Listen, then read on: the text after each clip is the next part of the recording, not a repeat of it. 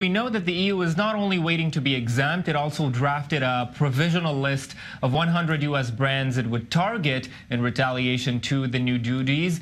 Does the U.S. stand to take significant losses under this new plan, as we also just heard from Asher?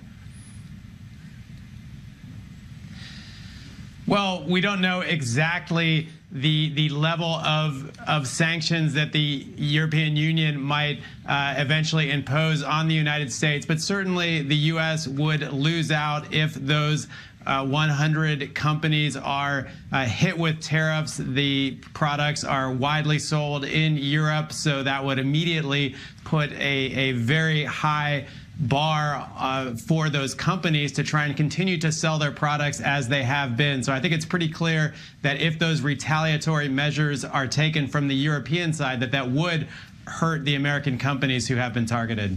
Asher, would you say it's likely to believe that we are headed to a trade war? Looking at all these players, these big names and these big economies, it seems like the situation is only likely to get worse. Yeah, well, we're going to see in the next weeks and months ahead, this is going to be a telling time to see whether there's escalation or an attempt to de-escalate this entire process. I mean, the fact of the matter is we talk about other countries retaliating to U.S. responses, but the U.S. really is in a powerful position here. They are massive consumers, the world's great consumers, you could say, and if they put tariffs on objects coming into their country, then they have the power to do that other countries just don't necessarily have. The U.S. is a massive single market, and it'll be interesting to see if other countries come in strong or weak. All right, Asher Westropp-Evans in our studio and Ira Spitzer joining us from Washington, D.C. Thank you both for